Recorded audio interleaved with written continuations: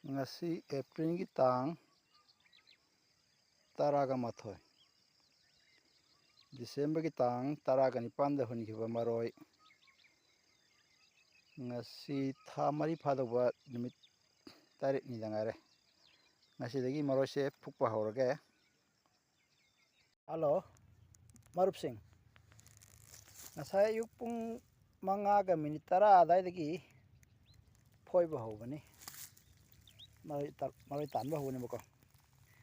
Hajik pung 12 minit 10 muk chakre adi taradi pung 3 muk changabro asida aina ngasigi foot 9 muk pakpa adagi foot 10 muk sangba matek sima maroi tale bako. Maroi si tanba kanda da kiji yang kai chanba borani kiji yang kai chanba borani thampate ada lai sing sika asida ama trip ama lai ra asida trip ama lai ko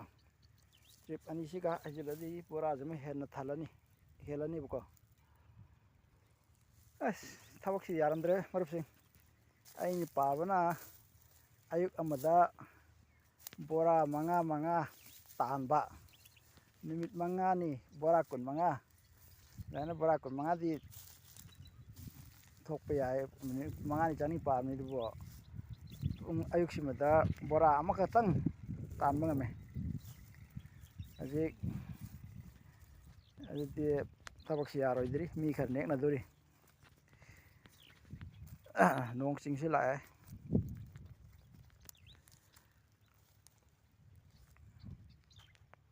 Marup Singh aina maru kokthoga hajik si aina pise sina phung i maroi se makoi masamana sa aljum da ka urge horin nuksa saringa da hajik ayuk oi kan sida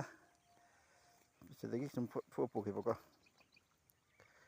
aina masamana kakthatle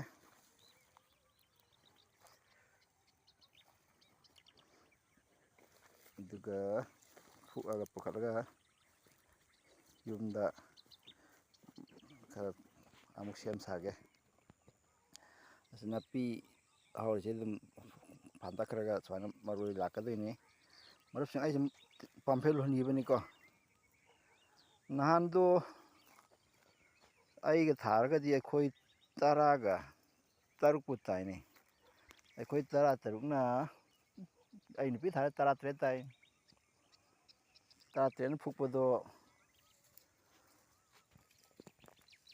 kiji gi chawnga ang phui kiji chawnga ang phoga paisa mi nek pai paisa pabda mari tangkhai ai thadabida lamai sakre adidi pathokpada phangloi paisa mi nek pai paisa chakhibaga tek phoira sena ajik ai ni pe khoi honari.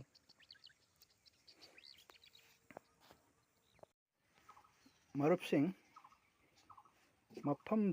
chaba thaba jaba mafam chaba jaga laragadi maroi tilausi thaba dum kanani hana khali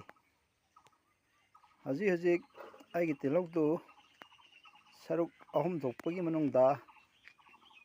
ama phoida wali aduga adu plap phoiragadi kilo lising amadi thokani khale aduga thariba jaga du pak chawba nate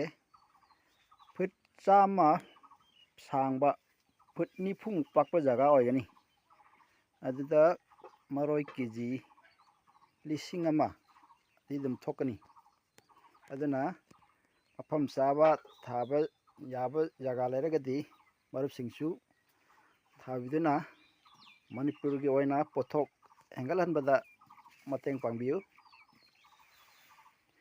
Hajik ai tilok do adagi pukhalak podo hajik akuppa adagi asok apan khantuoga thamna bhonari aina pi hajik maroi malli khalli